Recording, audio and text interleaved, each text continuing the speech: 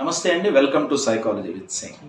So ఈ video చేయడానికి ముందు నేను చాలా మంది బెట్టింగ్ యాప్స్ బారిన పడి నష్టపోయిన వాళ్ళతో మాట్లాడి వీడియో చేస్తున్నాను. అలాగే హర్ష సాయి మీద లీగల్ యాక్షన్స్ ఏదైనా తీసుకోవడానికి అవకాశం ఉందా అనే విషయాన్ని మనం క్లియర్ కట్గా చూసి ప్రయత్నం చేద్దాం. ఈ వీడియో చాలా ఇంట్రెస్టింగ్గా ఉండిపోతుంది, సైకలాజికల్ పర్స్పెక్టివ్. ఫస్ట్ టైం కనుక ఛానల్ చూస్తుంటే సబ్స్క్రైబ్ చేసుకోవడం మర్చిపోకండి. మనకు బెట్టింగ్ యాప్స్ కరెక్టా కాదా మాట్లాడుకోవడానికి ముందు మనం ఖచ్చితంగా ఈ విషయం మాట్లాడుకోవాలి. ఫర్ ఎగ్జాంపుల్, మన ఇంట్లోనే ఎవరైనా ఒంట్లో బాగాలేక బాధపడుతున్నారు, ఇంట్లో పిల్లలు కానీ, ఆడవాళ్ళు కానీ, ఎవరైనా ప్రెగ్నెంట్ వాళ్ళు కానీ, పెద్దవాళ్ళు కానీ, వీళ్ళకి తాగడానికి ఏదైనా తీసుకురమ్మని మనకి చెప్పారు. అయితే బయటకు వెళ్ళినప్పుడు ఈ పెద్దవాళ్ళు కానీ, ముసలి వాళ్ళు కానీ, లేదంటే ఇంట్లో ప్రెగ్నెంట్ ఉమెన్ కానీ, పిల్లలు కానీ, వీళ్ళకి ఒంట్లో బాగాలేనప్పుడు తాగడానికి బయట నుంచి మనం ఏమి తీసుకొచ్చి ఇస్తాం? ఏం తెస్తాము?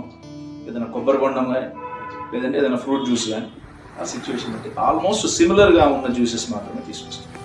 అంతేగాని మన అభిమాన నటుడు ఏదో XYZ brands cool drink promote చేశారని వాళ్ళకి ఏదో కెమికల్స్తో కూడిన కూల్ డ్రింక్ ఎట్టి పరిస్థితులను తీసుకొచ్చి ఇవ్వం.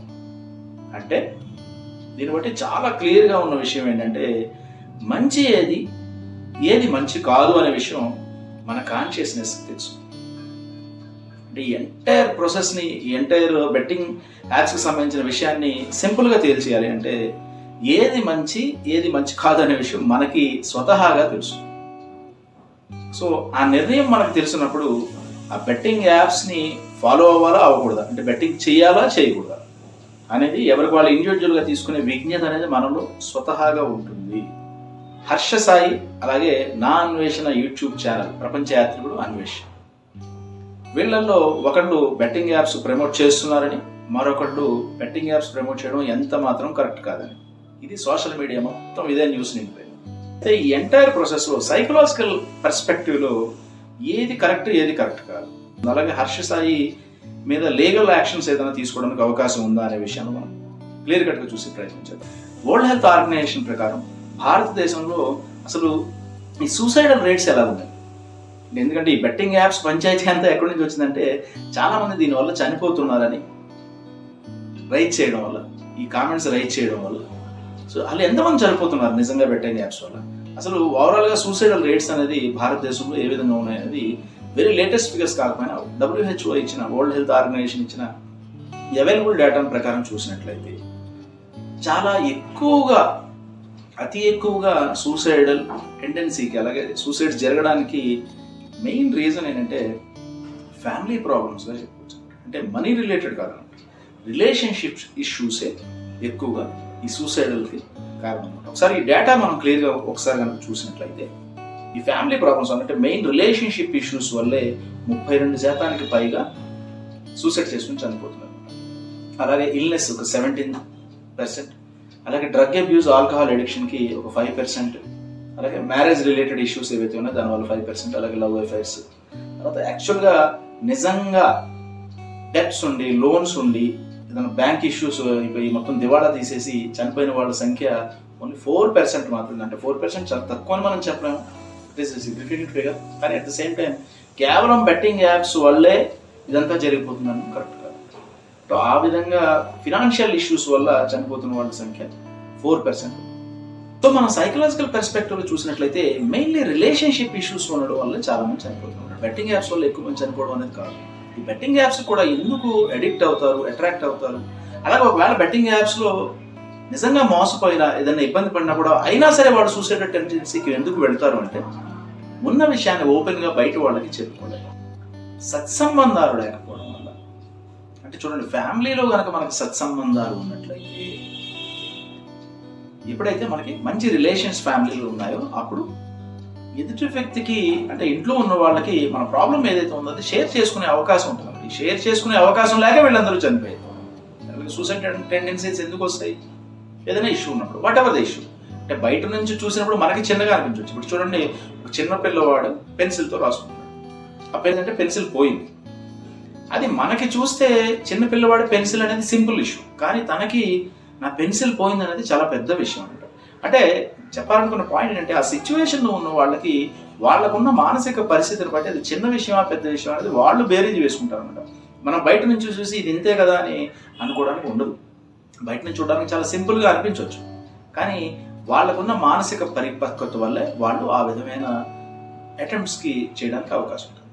సో ఇక్కడ ఓవరాల్గా మనం గమనించినట్లయితే ఎక్కడైతే రిలేషన్షిప్స్ బాగున్నాయో వాళ్ళకి ఒకవేళ నిజంగా జాబ్లో ప్రాబ్లం వచ్చింది, జాబ్లో ఇష్యూ ఉంది, దానికి సూసైడ్ మార్గం కాదు కదా. సో దాన్ని ఏం చేయాలి ఫర్దర్? పోతే పోయిన జాబ్ ఏముంది, దాని తర్వాత మనం ఏం చేయాలని మనం ప్లాన్ చేసి చేసుకుందాం అనే ఫ్యామిలీలో ఉండే సపోర్ట్ లేదనుకోండి. లేదంటే family in the sense friends అవ్వచ్చు, లేదంటే తనకు తన ఆత్మస్థైర్యం అవ్వచ్చు, లేదంటే వాళ్ళ ఫ్యామిలీలో ఉన్న తన స్పౌస్ అవ్వచ్చు, పార్ట్నర్ అవ్వచ్చు, వీళ్ళు మాట్లాడుకుని ఏ విధంగా ప్లాన్ చేసుకోవాలి, ముందుకు వెళ్ళాలనుకునే ఆలోచన లేనప్పుడు ప్రాబ్లమ్స్. అంటే రిలేషన్షిప్ ఇష్యూ అది కూడా, జాబ్ ఇష్యూ అవ్వచ్చు, లేదంటే ఏదైనా లవ్ అఫైర్స్ అవ్వచ్చు, లేదంటే అలాగే ఫినాన్షియల్ ఇష్యూస్ అవ్వచ్చు, what ever it may be. దానికి ఏంటంటే రిలేషన్షిప్ అనేది మనం మెయింటైన్ చేయగలిగితే, సోషల్ రిలేషన్షిప్స్ కనుక మనం జాగ్రత్తగా మెయింటైన్ చేయగలిగితే ఈ పర్సంటేజ్ అనేది తగ్గదు. సో ఇలాగా బెట్టింగ్ యాప్స్ ఎవరు ప్రమోట్ చేస్తున్నారు, ఎవరు ప్రమోట్ చేయట్లేదు, ఇది కరెక్టా రాంగ్ అనేది ఒక డిబేటబుల్ పాయింట్, అది ఒక అన్ఎండింగ్ డిబేటబుల్ పాయింట్. ఈ సినిమా హీరోల పేరు చెప్తే చాలా మంది ఫ్యాన్స్ హర్ట్ అవుతారేమో, కానీ కూల్ డ్రింక్ యాడ్స్ చాలా మంది చేశారు, చాలా ప్రముఖమైన హీరోలు కూల్ డ్రింక్ యాడ్స్ చేశారు. కానీ at the same time cool డ్రింక్స్లో కెమికల్స్ ఉంటాయి, మంచిది కాదు, అవి ఈవెన్ మనకి టాయిలెట్ క్లీనర్స్తో సమానం, దాంట్లో అంత భయంకరమైన కెమికల్స్ ఉంటాయని అందరూ చెప్తారా లేదా? అయినా సరే స్టిల్ ఇప్పటికీ కూడా చాలా మంది హీరోస్ కూల్ డ్రింక్ యాడ్స్ని ప్రమోట్ చేసేవాళ్ళు. మరి ఇది రైట్ ఆర్ రాంగ్ అనేది ఎవరి ప్రొఫెషన్ వాళ్ళదండి, ఎవరి ప్రొఫెషన్ వాళ్ళది, అంతే కదండి. This is all about profession. YouTubes కానీ, వీడియోస్ కానీ, టీవీ ఛానల్స్ కానీ ప్రొఫెషన్నే కదా ఇదంతా. అంటే ప్రాఫిట్ ఏమో లేకుండా వీళ్ళందరూ సర్వీస్ చేస్తున్నారు, అలాగేం కాదు. నా ఉద్దేశం బెట్టింగ్ యాప్స్ని సమర్థించడం, లేదంటే దాని మీద ఇది కరెక్ట్ కాదని చెప్పడం నా ఉద్దేశం కాదు. సో ఎంతకాలం ఇలాగ ఎవరో ఏదో చెప్పారు దానివల్ల ఇలా జరిగిపోతుంది అనుకోండి, ఎవరికి వాళ్ళకి విశ్లేషించుకుని ఏది రైట్ ఏది రాంగ్ అనేది మనం డిసైడ్ చేసుకోవాలి కదా. ఫస్ట్ మనం డిసైడ్ చేసుకునే కెపాసిటీ మనకు ఉంది కదా. మనకి ఇంట్లోంచి బయటికి వెళ్ళి ఒంట్లో బాగాలేని వాళ్ళకి ఏం కూల్ డ్రింక్స్ తెస్తామంటే మనకు జ్యూసో ఏదైనా కొబ్బరి బొండామో తెచ్చే విజ్ఞత ఉన్నప్పుడు, ఇది మంచిది కాదు అని తెలిసినప్పుడు మళ్ళీ చేస్తున్నామంటే ఇంకేం చేయాలి? మ్యాటర్ చాలా సింపుల్ అండి. ఎవరికి వాళ్ళు మనం విశ్లేషించుకుని చాలా సింపుల్ పాయింట్ అనమాట. తర్వాత గవర్నమెంట్ ఈ యాప్స్ ఉంచారా, బ్యాన్ చేసేసారా? జోదం, బెట్టింగ్ అనేది ఫ్యాన్సీగా కనిపిస్తుందేమో, కానీ బెట్టింగ్ అంటే ఏంటి? జోదం, తెలుగులో జోదమే కదా. జోదం ఆడడం కరెక్టా కాదా? జోదం ఆడడం కరెక్టా కాదా? కరెక్ట్ కాదని మనకు తెలుసు కదా. మరి కరెక్ట్ కాని పని ఎందుకు చేయాలి? That's all. అక్కడే మ్యాటర్ అనేది ఏం లేదు. అది గురించి ఎవరో ప్రమోట్ చేశారు, ఎవరో ప్రమోట్ చేయరు. ఇప్పుడు ఏదో ఒకళ్ళనో ఇద్దరినో, లేదంటే హర్ష సాయి ప్రమోట్ చేశారనో, లేదంటే నాన్ వెజ్ని ప్రమోట్ చేయకూడదని ఆయన అన్నారనో, ఒకళ్ళ వల్ల ఏదో రెవల్యూషన్ వచ్చేయడం అలా కూడా ఏమి ఉండదు కదండి. ఇప్పుడు చూడండి, భారతీయుడు 2 మూవీ వచ్చింది. దాంట్లో లేటెస్ట్గా కమల్ హాసన్ గారి ద్వారా శంకర్ గారు ఇచ్చిన మెసేజ్ ఏంటి అంటే, ఎవరికి వాళ్ళు ఇండివిజువల్గా ఎవరి ఫ్యామిలీలో ఏం కరప్షన్ జరుగుతుంది అనేది ఎవరికి వాళ్ళు డిసైడ్ చేసుకుని ఒకసారి వెరిఫై చేసుకుని దాన్ని అరికట్టే ప్రయత్నం చేయండి. వాళ్ళకి దండన విధించి అక్కడే అరికట్టే, అంటే ఎవరికి వాళ్ళు చూసుకోవాల్సిన విషయం. అలాగే హర్ష సాయి అనే పర్సన్ మీద లీగల్ యాక్షన్స్ ఏదైనా తీసుకోవడానికి అవకాశం ఉంటుందా అంటే, అతను క్లియర్గా చెప్తున్నారు ఏంటంటే, so as per the data ఇప్పుడు అవైలబుల్ ఏదైతే ఉందో, అలాగే అతని ఇంటర్వ్యూస్ ఏదైతే ఉన్నాయో, ఆయన చెప్పే దాని ప్రకారం ఏవైతే లీగల్ యాప్స్ ఉన్నాయో అవి మాత్రమే నేను ప్రమోట్ చేశానని చెప్తున్నాను. అలాగే అట్ ద సేమ్ టైం ఇంకొక పాయింట్ చూసుకుంటే, ఆల్రెడీ ఇప్పటిదాకా వచ్చిన జడ్జిమెంట్స్ కానీ బెట్టింగ్ యాప్స్ మీద ఉన్న విషయాలు చూసుకుంటే, మనకి రీసెంట్ జడ్జిమెంట్ ఒకటి చూసినట్లయితే ఆల్ ఇండియా గేమింగ్ ఫెడరేషన్ అలాగే గవర్నమెంట్ ఆఫ్ కర్ణాటక వీళ్ళ మధ్య జరిగిన ఒక case recent landmark judgement 2022లో అనమాట, యాజ్ లేటెస్ట్ యాజ్. దీని ప్రకారం ఏంటంటే, కోర్టు చాలా క్లియర్గా చెప్పిన ఇన్స్ట్రక్షన్స్ ఏంటంటే, బెట్టింగ్ యాప్స్ని పూర్తిగా ప్రాహిబిట్ చేయడం కుదరదు, పూర్తిగా వాటిని నిషేధించడం కుదరదు, కానీ రెగ్యులేట్ చేయాలి అని మాత్రం చెప్పారు. అలాగే మరో కేసు చూసినట్లయితే కేఆర్ లక్ష్మణన్ అలాగే స్టేట్ ఆఫ్ తమిళనాడు 1996 కేసు. దీంట్లో సుప్రీంకోర్టు ఇచ్చిన తీర్పు ఏంటి అంటే, ఈ హార్స్ రేసింగ్ కానీ అలాగే రమ్మీ లాంటి గేమ్స్ కానీ ఇవన్నీ స్కిల్స్తో కూడిన గేమ్స్. సో స్కిల్స్తో కూడిన గేమ్స్ని మనం బ్యాన్ చేయలేము. ఇప్పుడు ఉన్న బెట్టింగ్ యాప్స్లో ఏది స్కిల్తో కూడింది, ఏది లక్తో కూడింది, ఇవన్నీ డిసైడ్ చేయడం, ఇదంతా ఎంత కాంప్లికేటెడ్ విషయం చూడండి.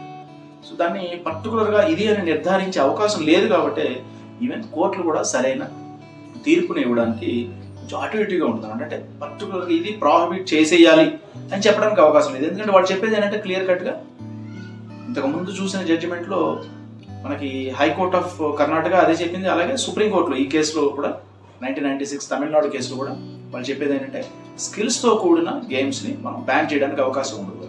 అంత విచిత్రమైన సిచ్యువేషన్ బెట్టింగ్ యాప్స్ గురించి. అందు గురించి మరి దీనికి రెగ్యులేషన్ లేదా అంటే ఇలాంటి టెక్నికల్ ఇష్యూస్ ఉన్నాయి. ఈ చట్టంలోని ఈ లూప్స్ని బట్టి కొత్త కొత్త యాప్స్ వస్తుంటాయి. వచ్చిన వాటిని ప్రమోట్ చేసుకోవాలి కాబట్టి ఎవరైతే ఇన్ఫ్లుయెన్సర్స్ ఉన్నారో వాళ్ళ చేత ప్రమోట్ చేపిస్తారు. అలాగే హీరోలు ప్రమోట్ చేస్తున్నారు, క్రికెటర్స్ ప్రమోట్ చేస్తున్నారు, ఎంతమంది ప్రమోట్ చేస్తున్నారు. సో మనకి లీగాలిటీలో ఉన్న చిన్న చిన్న లూప్ హోల్స్ ఏదైతే ఉన్నాయో వాటిని వాడుకొని వీళ్ళు ప్రమోట్ చేస్తున్నారు. మరి అది కరెక్టా కాదా, రైటా రాంగా అనేది మనం ఎవరికి వాళ్ళు ఇండివిజువల్గా చూసి ఆలోచించి నిర్ధారణ చేసుకుని చేయాలి, అంతే కదండి. ఇప్పుడు ఎవరో సచిన్ టెండూల్కర్ గారో లేదంటే ధోని గారో the secret of my energy అన్నారని మనం ఏదైనా జ్వరం వచ్చినప్పుడు కషాయం తాగకుండా లేదంటే టాబ్లెట్స్ వేసుకుంటా ఓన్లీ కూర్చుంటాం. అది ఓన్లీ ఒక ఎనర్జీ డ్రింక్, ఫ్యాషన్ కోసం అలా చెప్తారని మనకే తెలుసు, వాళ్ళకి తెలుసు. సో జ్వరం వచ్చినప్పుడు ఏం చేయాలి ఏం చేయకూడదని మనకి తెలుసు, తెలిసినా కూడా చేస్తున్నామంటే దాని అర్థం ఏంటి? రెక్లెస్నెస్. అంటే ఇక్కడ ఎవరికి వాళ్ళు ఆలోచించుకుని జాగ్రత్తలు తీసుకుని నిర్ణయం తీసుకుని జాగ్రత్తగా ఉండాలి తప్ప ఎవరు ఎవరికి ఏమి చేయలేరు, ఏమీ ఉద్ధరించలేరు. ఇప్పుడు నేను ఆడతాను, నేను ఈ జూదం ఆడతాను, నేను ఇలాగ అయిపోతానంటే ఎవరేం చేస్తారు? ఎవరికైనా ఒకవేళ మారాలి, ఒకవేళ ఆల్రెడీ దీని బారిన పడున్నారు, దీని నుంచి బయటకు రావాలి అనుకుంటే వాళ్ళకి నిజంగా చిత్తశుద్ధి ఉండి దాంట్లో నుంచి బయటకు రావాలనే ఇంటెన్షన్ ఉండి దృఢ నిశ్చయం ఉంటే ఆడకుండా ఉంటే సరిపోతుంది. ఏ వ్యసనమైనా అంతే. అలాగే ఫ్యామిలీ మెంబర్స్ సపోర్ట్ తీసుకోవడం, మన మైండ్ని దానివైపు వెళ్తున్నప్పుడల్లా వేరే యావిగేషన్కి మరల్చడం, అలాగే రోజు రాసుకోవడం నేను ఈ పని చేయకూడదని. మనకి సైంటిఫిక్గా మనకు ప్రూవ్ అయిన విషయాలు ఏంటంటే ఒక 21 days కనుక ఏదన్నా పని కంటిన్యూస్గా చేస్తే అదే మనకి అలవాటు అవుతుంది. అలాగే దేన్నైనా అవాయిడ్ చేసినా కూడా 21 days అదే అలవాటు అవుతుంది. సో ఏ వ్యసనమైనా సరే, బెట్టింగ్ అని కదా, ఏ అదర్ వ్యసనాలైనా కూడా 21 రోజులు దాని నుంచి ఏదో విధంగా మనం దూరం ఉండగలిగితే అక్కడ మనకి మన విల్ అనేది కొంచెం స్ట్రాంగ్ అవుతుంది, దాని నుంచి బయటపడడానికి అవకాశం ఉంది. ఇప్పుడు సంక్రాంతికో లేదంటే ఏదైనా పండగకో ఒక బామ్మరితో కూర్చుని సరదాగా హాల్లో చేపలు వేసుకుని లుంగి కట్టుకుని ప్యాక్ ఆడామనుకోండి, అది తప్పు కాదు. సరదాగా ఫన్కి ఎప్పుడో ఒకసారి చేసే ఒక యాక్టివిటీ, ఒక ఫన్ గేమ్ అనుకోవచ్చు. డబ్బులు కూడా ఆడుకుంటారు ఇంట్లో సరదాగా, బావ బామ్మరుదులు, మా వాళ్ళు, కొంతమంది బ్రదర్స్. ఏదైనా పండగకి అట్లా చేశారనుకోండి, దానికి ఎప్పుడైనా ఫన్కి ఆడడంలో ఒక అర్థం. కానీ అదే ఎడిక్షన్గా ఆడితేనే ప్రాబ్లం. అంటే ఇక్కడ ప్రాబ్లం అంతా ఎక్కడొస్తుందంటే ఎప్పుడైతే మనం ఆడుతామో అప్పుడే కదా ఇవన్నీ కొత్త కొత్త వచ్చాయి. ఇప్పుడు ఎవరో ఏదో చెప్పారు, ఎవరో మనకి ప్రమోట్ చేశారు, ప్రమోట్ చేసిన వాళ్ళు రాంగ్, లేదంటే ప్రమోట్ చేయకుండా ఇది తప్పు అని చెప్పిన వాళ్ళు అందరూ కరెక్ట్ అని కూడా చెప్పడానికి లేదు. ఇప్పుడు మనుషులు అన్న తర్వాత రకరకాల లూప్ హోల్స్ ఉంటాయి, రకరకాల ప్రతి ఒక్కరికి కొన్ని బలహీనతలు ఉంటాయి, బలాలు ఉంటాయి. చెప్పిన వాళ్ళ గురించి పక్కన పెడతాం కాసేపు. అది సినిమా హీరోనా లేదంటే సోషల్ ఇన్ఫ్లుయెన్సరా, మంచి వాళ్ళ చెడ్డ వాళ్ళ ఏజ్ ఏంటి, ఇదంతా మనకు అనవసరం విషయం. ఎవరికి వాళ్ళు విజ్ఞతతో ఆలోచించి తీసుకోవాల్సిన నిర్ణయం. బెట్టింగ్ యాప్స్ అయినా వేరే ఏదైనా అడిక్షన్ అయినా మనం సరిగ్గా టైం స్పెండ్ చేయగలుగుతున్నాం ఫ్యామిలీ మెంబర్తో. మనకి ఒక మంచి కంపెనీ ఎప్పుడైతే ఉందో మనం వేరే దాని జోలికి పోం. ఎప్పుడైతే సరైన కంపానియన్ లేదో ఇంట్లో అప్పుడే వేరే దాని జోలికి పోతాం. థ్రిల్ అంటే థ్రిల్ ఏంటంటే ఇంట్లో మనకి ఏదైతే మన ఇంట్లో ఒక రిలేషన్షిప్లోనో లేదంటే ఒక మంచి కంపెనీని పొందలేకపోతామో ఇదే కంపెనీని ఆ వ్యసనంలో పొందుతాము కాబట్టి ఆ వ్యసనం జోలికి వెళ్తారు. సో ఈ బెట్టింగ్ యాప్స్ ఆడేవాళ్ళందరూ ఆల్మోస్ట్ అలాగే వెళ్తారు. అలాగే ఏదన్నా ప్రాబ్లం వచ్చిన తర్వాత దాంట్లో నుంచి బయటికి రాలేక ఉన్న సిచ్యువేషన్లో ఫ్యామిలీతో డిస్కస్ చేసే సిచ్యువేషన్ లేక రకరకాల నిర్ణయాలు తీసుకోవడానికి అవకాశం ఉంటుంది. అంటే ఈ ఎంటైర్ ప్రాసెస్లో ఫ్యామిలీ మెంబర్స్, ముఖ్యంగా పిల్లల విషయానికి వస్తే పేరెంట్స్ది చాలా కీ రోల్ అనేది ప్లే అవుతుంది. అంటే చూడండి, బెట్టింగ్ యాప్స్ పిల్లవాడు మనకు తెలియకుండా ఆడేది ఏదంతా అంటే పిల్లవాడు ఫోన్లో ఏం చేస్తున్నాడు అనేది తెలుసుకోవాల్సిన బాధ్యత మనకు ఉంది. మనీ ట్రాన్సాక్షన్స్ ఏ విధంగా జరుగుతున్నాయి అనేది రెగ్యులర్గా చూసుకోవాల్సిన బాధ్యత పేరెంట్స్ది. మాకు తెలియకుండా చేశారంటే అంటే లేదంటే వేరే వాళ్ళు చేయించారు, చెడు వ్యసనాలు, లేదంటే వేరే వాళ్ళ సహవాసాల వల్ల అలా చేశారు అంటే మీరేం చేస్తున్నారు, మనం ఏం చేస్తున్నాం అది కూడా చూసుకోవాలి కదా. అంటే ప్రతిరోజు వీళ్ళు ఏ విధమైన మనీ ట్రాన్సాక్షన్ చేస్తున్నారు అనే విషయం మనం చాలా క్లోజ్గా అబ్జర్వ్ చేయవలసిన అవసరం. నేను గమనించింది ఏంటంటే కొంతమందితో మాట్లాడిన తర్వాత కొన్ని బెట్టింగ్ యాప్స్, కొన్ని వాటి నేమ్స్ మీద ఉంటాయి, కొన్ని బెట్టింగ్ యాప్స్ వేరే వేరే పేర్ల మీద ఉంటాయి. ఒక ఇంటర్నెట్ సెంటర్ పేరు మీద ఉంటుంది. అలాగే ఒక బిర్యానీ పాయింట్ పేరు మీద వాళ్ళ బ్యాంక్ ఐడి అనేది ఉంటుంది. చూడండి ఎంత విచిత్రంగా ఉంది. అంటే ఇల్లీగల్గా ఏదన్నా బెట్టింగ్ యాప్స్ రన్ చేసేవాళ్ళు ఈ విధమైన అదర్ బిజినెసెస్ నేమ్ మీద వాళ్ళు ఈ మనీ ట్రాన్సాక్షన్స్ అనేది నడుపుతారు. సపోజ్ మనం ఎప్పుడైతే రెగ్యులర్గా ఇవన్నీ చూస్తామో, వీళ్ళు బ్యాంక్ ట్రాన్సాక్షన్స్ ఇలాంటివన్నీ చూడడానికి మనకు అవకాశం ఉంటుందో, అది ఒక హ్యాబిట్గా చేసుకున్నాం. ఎక్కడ ఇష్యూస్ చాలా ముదిరిపోయిన తర్వాత మన దగ్గరికి రావడం అంటే మొదట్లోనే ఇవన్నీ కట్ చేసుకోవడానికి అవకాశం ఉంటుంది. సో పిల్లల బ్యాంక్ ట్రాన్సాక్షన్స్ చూడాలి, చూస్తే మ్యాటర్ క్లియర్ కదా. సో ఇప్పుడు ఏదైనా కూడా ఒక రోజులో జరిగిపోదు కదా. ఒక రోజులో మొత్తం లక్షలు పెట్టేసి దివాళా చేసే పరిస్థితి ఉండదు కదా. ఇనిషియల్గా మెల్లిమెల్లిగా మొదలవుతుంది, తర్వాత అది ఒక అలవాటుగా మారడం, ముదిరిపోవడం, ఇది కదా జరిగేది. సో ఈ ఎంటైర్ ప్రాసెస్లో ఏంటి అంటే, ఎప్పుడైతే ఒక బిర్యానీ పాయింట్ పేరు మీద ఫర్ ఎగ్జాంపుల్ చూసుకుంటాం, ఒక బిర్యానీ పాయింట్లో ఒక 200-250 పెట్టి బిర్యానీ తింటారు, అంతే కదా. సో నిజంగా బిర్యానీ తింటే 250 ఉంటుంది. అదే బిర్యానీ పాయింట్ మీద వెంటనే ఇంకొక 10 నిమిషాల్లోనో, పావు గంటలోనో, గంటలోనో మళ్ళీ ఇంకో ట్రాన్సాక్షన్ ఉందనుకోండి. మనం చూడవలసింది ఏంటి? బిర్యానీ పాయింట్లో వెంటనే బిర్యానీ తిన్న గంటకి మళ్ళీ బిర్యానీ తింటాం లేదు, 10,000 పెట్టి బిర్యానీ తింటాం లేదు కదా. సో ఈ విధంగా మనం క్లోజ్గా అబ్జర్వ్ చేసినట్లయితే మనకి విషయాలు తెలుస్తాయి. బిర్యానీ పాయింట్ అనేది మనం ఒక చిన్న ఎగ్జాంపుల్గా చెప్పుకున్నాం. ఈ విధంగా మనం మనీ ట్రాన్సాక్షన్ అనేది క్లోజ్గా చూసినట్లయితే మనం వీటి నుంచి బయటపడవచ్చు, మన పిల్లల్ని జాగ్రత్తగా సేవ్ చేసుకోవచ్చు. మనం ఓవరాల్గా మాట్లాడుకున్న వీడియోని జస్ట్ బ్రీఫ్గా చూసినట్లయితే, ఎవరికి వాళ్ళు కాన్షియస్గా ఉంటే ఈ బెట్టింగ్ యాప్స్ బారి నుంచి బయటికి రావచ్చు, ఏ వ్యసనం నుంచి అయినా బయటికి రావచ్చు. ఫ్యామిలీ రిలేషన్షిప్స్ అనేవి చాలా ఇంపార్టెంట్. అలాగే ఏ హీరో కానీ, ఎవరు కానీ, ఏ ఇన్ఫ్లుయెన్సర్ కానీ, ఎవరు ఏది ప్రమోట్ చేసినా మంచేదో చెడేదో మనకి తెలుసు కాబట్టి, మనకి తెలుసు, తెలియదు అనేది కరెక్ట్ కాదు.